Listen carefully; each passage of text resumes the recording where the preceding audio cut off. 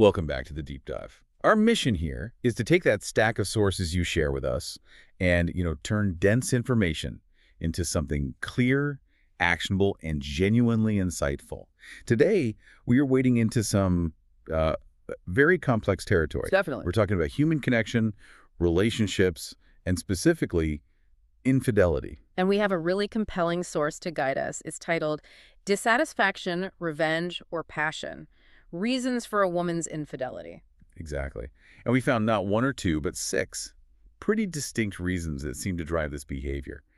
And, well, they often have nothing to do with what you might assume. Nothing to do with simple physical attraction in most cases. Our goal today is to really move past the stereotypes and unpack these underlying causes. Is the root of the affair a desire for a total life replacement? Or maybe a response to just sustained emotional dissatisfaction. Or is it something else entirely, like an act of intentional retaliation? It's so important to set the framework for this right away. When you look at these 6 motivations, they sort of fall into 2 very different baskets. On one side, you have motivations that are looking for a temporary fix, a kind of transactional solution for low self-esteem or an ego boost. A stopgap. A stopgap, exactly. But on the other side, you have motives that are actively seeking a profound, a really structural change. Meaning? These women are looking for a new life partner, a whole new emotional architecture for their life. And the motivation itself often determines the lifespan of, well, both the affair and the primary relationship. Okay, so let's unpack this by starting with those big ones, the motivations that signal the deepest level of structural change. The ones where the relationship is essentially already over. Even if the partners don't realize it yet. Right.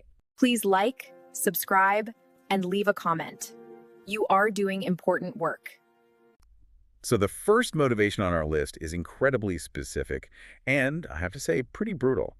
It's the desire to replace a partner. And the source adds a fascinating detail. That the replacement is often initiated with the current partner's friend. Yes. What's so psychologically intriguing here is the sheer calculation behind it, even if the woman herself claims she didn't intend for it to happen. So it's not always a conscious, planned thing from day one. The source notes it often isn't. But the actions themselves, they signal that a foundational assessment has been made. Which is? That this marriage or this partnership is just no longer viable. So if that decision has already been made, maybe subconsciously, then the affair isn't the cause of the breakdown. No. It's the process of transitioning out. Precisely. It sounds less like an act of rebellion and much more like a systematic search for the next stable relationship. The goal here is permanence. A new life partner, exactly.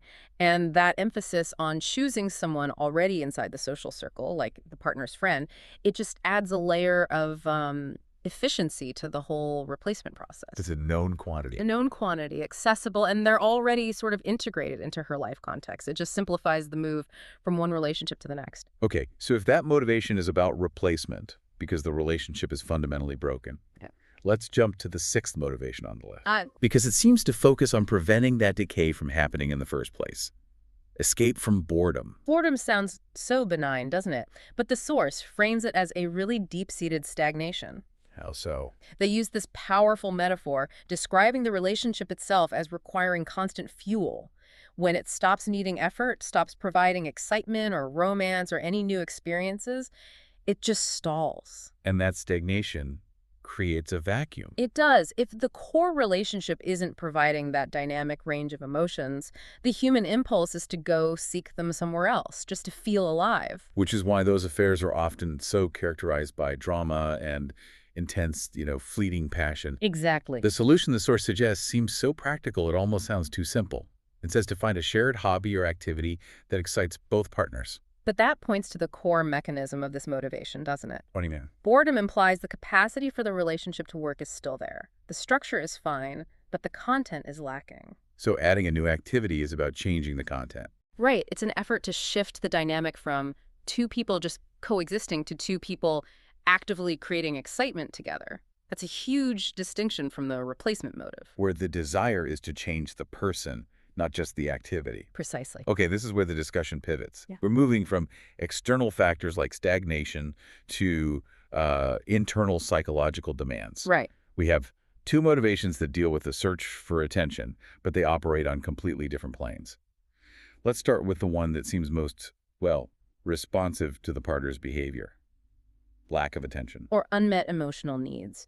And the source categorizes this as common even among mentally healthy individuals. The key insight there being that this response is rooted in a real, verifiable deficit. The woman feels unappreciated or disrespected or just emotionally neglected. So it's not an insatiable need. It's a direct response to a partner who has become emotionally absent. Absolutely. The source makes it clear that these are needs that could be met if the partner simply changed their behavior. The affair is a way to fill that gap. It's often a cry for help, a signal that the emotional account is running on empty.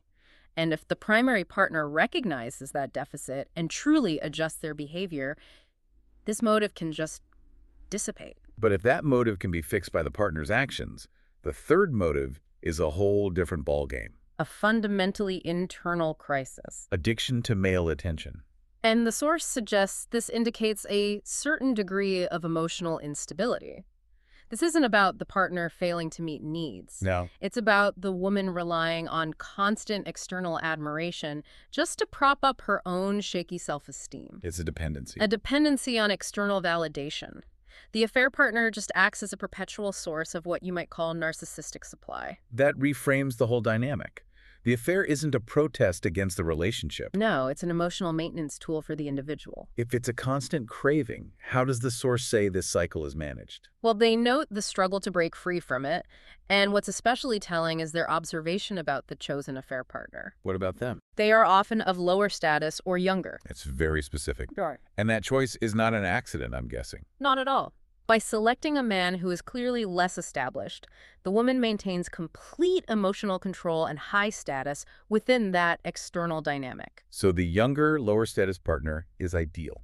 They can provide constant, unchallenging adoration. And they're less likely to pose a real threat as a viable replacement for the primary relationship. Which is the critical psychological implication here. It is, unlike the replacement motive, where the goal is to destroy the relationship. Under this attention addiction, the source says the relationship may continue for a long time. Because the affair is just a supplement. Purely a supplement to self-esteem. The woman is often motivated to keep her primary structure family security intact while feeding her need externally. The family is only threatened if the addiction spirals or, it gets discovered. That's a massive distinction. One is a relationship seeking correction. The other is a personality seeking validation. Okay, let's move on to motivations driven more by external actions. We're talking about retaliation and learned patterns. These next two really show that sometimes infidelity has nothing at all to do with a search for passion. It's driven by a deep sense of injustice or an unconscious script. Motivation number 4 is revenge for a man's betrayal. The source immediately points out a gender difference here. It does. It notes that men rarely cheat out of revenge, which makes this motive especially distinctive when we see it in women. It's an attempt to level an emotional score. But here's the surprising nugget, the part that really broadens the definition of betrayal for you as the listener. It's not always about sexual infidelity. Right. We assume an eye for an eye, but the source says the trigger is often a really deep wound of partnership failure. And the example they give is so compelling. A man abandoning his partner during a crucial, vulnerable moment. Such as, I'm quoting here, going on a fishing trip with friends while she was hospitalized. Wow. Yeah. Wow. That makes the infidelity a retaliatory strike against a failure of just fundamental commitment. A profound lack of support when she needed him most. The injury is emotional abandonment, and the response is to return that injury via infidelity. It shifts the whole focus from sexual fidelity to, well, core loyalty. It does. When one partner breaches that implicit contract of shared life, the emotional foundation is just shattered. The response can be swift and destructive.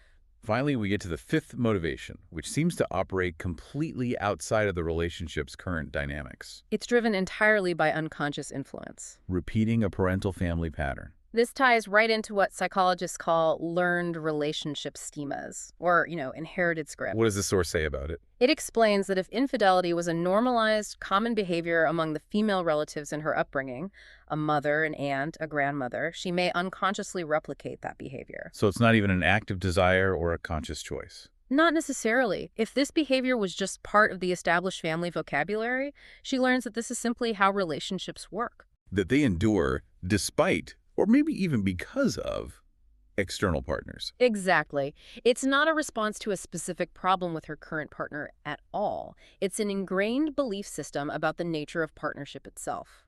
She's just following a script that was set long before this relationship ever began. The powerful, subtle influence of early life social programming. And if that pattern is normalized by her closest female role models, it becomes a template for her own conduct as an adult, whether or not she agrees with it rationally.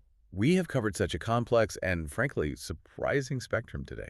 I mean, we moved from the strategic search for a replacement life partner. Through the different mechanisms of seeking attention. Right, whether it's a genuine unmet need or a kind of pathological addiction. To the active response of revenge triggered by profound abandonment. And finally, that unconscious replication of family history. What really stands out to me is how the source forces you to differentiate between a relationship problem and an individual psychological deficit. That synthesis is the key takeaway for you, the listener. Let's revisit the distinction between the lack of attention, motive 2, and the addiction to attention, motive 3. Okay. It defines the entire path forward. Motive 2 is a response to an external relationship failure. It can potentially be corrected if the partner changes their behavior. But motive 3? Motive 3 is an internal, self-esteem-based cycle. It dictates that the individual herself needs to change her reliance on external sources for her own self-worth.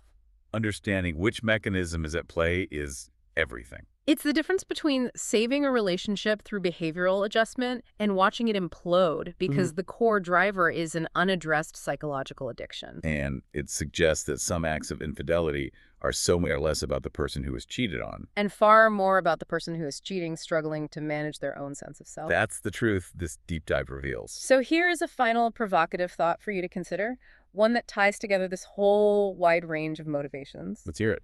Given that infidelity can stem from everything from the highly calculated effort to find a replacement life partner, that's motive 1, to the utterly unconscious act of repeating a parental family pattern, which is motive 5. A huge spectrum.